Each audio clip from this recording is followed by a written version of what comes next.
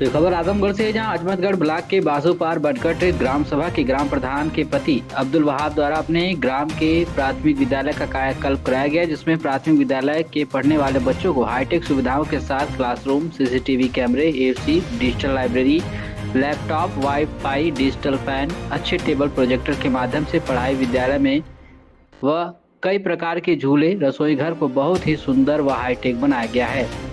लोगों द्वारा यह चर्चा भी की जा रही कि उत्तर प्रदेश का सबसे हाईटेक प्राथमिक विद्यालय ग्राम प्रधान द्वारा बनवाया गया है, जिसकी लोग सराहना भी कर रहे हैं। वहीं 24 जुलाई दिन गुरुवार को सुबह 11 बजे इसके उद्घाटन के लिए मनीष मिश्रा ब्लॉक प्रमुख अजमतगढ़ पहुंचे और उन्होंने फीता काट कर इसका उद्घाटन किया और कहा कि सभी प्राथमिक विद्यालयों को हाईटेक बनाने का उत्तर प्रदेश सरकार का लक्ष्य है।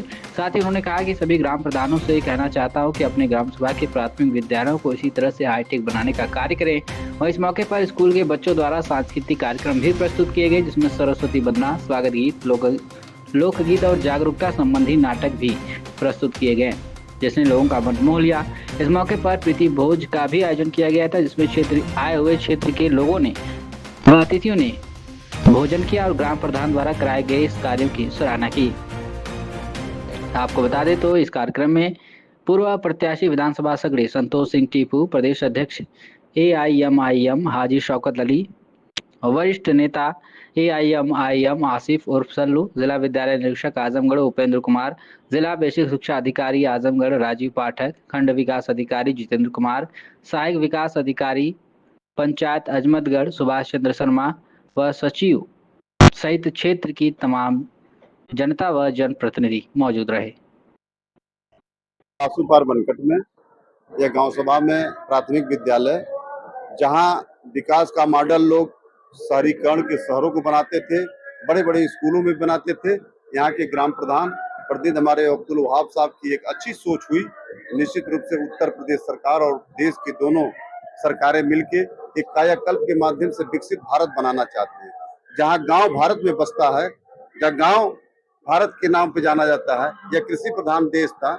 यहाँ के बच्चे निश्चित रूप से गरीब बच्चे आते थे प्राथमिक विद्यालयों में, लेकिन यहाँ की सरकारें और खास तौर पे यहाँ के ग्राम प्रधान की लगनशीलता, मेहनत के कारण यह विद्यालय का आज कायाकल्प हुआ।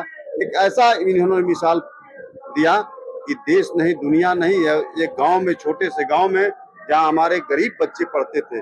मैं विकास का मॉडल सभी जनप्रतिनिधियों से आग्रह करना चाहता हूं कि विकास का मॉडल नाली, खड़ंजा, रोड हो सकते हैं, लेकिन शिक्षा की जननी जहां हमारे भारत के भविष्य पढ़ने वाले नौनिहाल बच्चे रहते हैं, उसको एक सुसज्जित, एक अच्छा वातावरण देके इन्होंने विद्यालय बनाया। एक अच्छी, जहां मैं इस समय खड़ा हूं, कैफी आजमी पुस्तकालय के नाम पे इन्होंने, जो आजमी साहब दुनिया में मशहूर रहे, उनके नाम पे पुस्तकालय बनाया। यहाँ सारे किताबें हैं और अच्छी व्यवस्था करके, इंटरनेट से व्यवस्था, पूरी AC से युक्त यह विद्यालय है, परिसर है। इन्होंने अच्छे भोजन की व्यवस्था, जो किचन सेट है, आप देखिए, अपने कैमरे में कैद करिए। यह किचन सेट इन्होंने जो बनाया, एक अच्छे परिवार में ऐसा किचन सेट नहीं होता है। यह विद्यालय, जो क्लासरूम इन्होंने बनाया, यह CBSE पैटर्न पे जो अच्छे हाई क्लास के विद्यालय हैं, वैसे बेंच डेस्क बना के बच्चों को बैठाने का काम किया।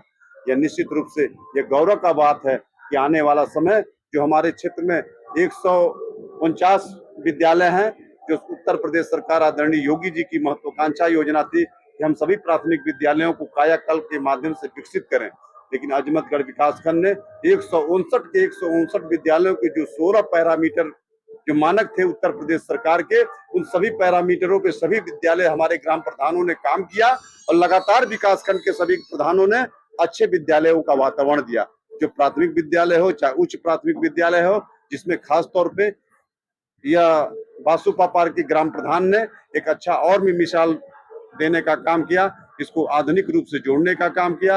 एक CBSE पैटर्न पे जैसे वातावरण के प्रांगण होते हैं, इन्होंने वाटर कूलर का शुद्ध पानी देने का काम किया, किचन सेट अच्छा देने का काम किया, क्लासरूम देने का अच्छा काम किया। और यहाँ आने के बाद लगता है कि शिक्षा की जननी माँ सरस्वती के इस मंदिर में हमारा गरीब का भारत बसता है और भारत के उज्जवल भविष्य की, भारत की तकदीर लिखने वाले हमारे बच्चे इस ऐसे वातावरण में बैठेंगे तो निश्चित रूप से विकास की गाथा में बासुपार का नाम उत्तर प्रदेश के सबसे नंबर 1 पे होगा। यही मेरी शुभकामना है। आने वाले सभी प्रधानों से आग्रह है कि आप सबसे निवेदन है कि आप सब इसी तरह एक मॉडल रूप में अपने गांव में भी विकास करें। विकास का मॉडल शिक्षा होगा तो भारत का उत्थान होगा, भारत का विकास होगा और भारत शक्तिशाली भारत बनेगा इन्हीं गांव के बल पे। हाँ, जब हम यहाँ प्रतिनिधि चुन के आए और पंचायती राज व्यवस्था में 2021 में हमारे सारे प्रधान चुन के आए, तो मैं पहली बार बैठक करके सभी प्रधान और जो प्राथमिक विद्यालय या उच्च प्राथमिक विद्यालय के हेडमास्टर और प्रधानाचार्य हैं, उनके साथ एक समन्वय बैठक करके हमने कोऑर्डिनेट किया और सबको आग्रह किया कि विकास का मॉडल गांव में नाली, खड़ंजा, सीसी रोड और रोड तो है ही है, लेकिन जहां हमारे गरीब बच्चे पढ़ते उनको भी विकास का मॉडल बनाने की जरूरत है।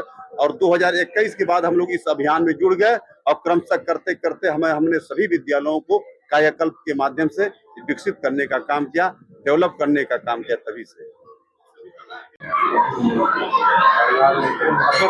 बताइए कि आपने जो विद्यालय का ये कायाकल्प किया एकदम से बदल के रखी है, पूरे देश में इसकी चर्चा हो रही है, ये प्रेरणा आपको कहाँ से मिली और किन किन विषयों का आपने सामना? जी, मैं अब्दुल वहाब प्रधान पति, ग्राम बासुपार, ब्लॉक अजमतगढ़, डिस्ट्रिक्ट आजमगढ़, उत्तर प्रदेश।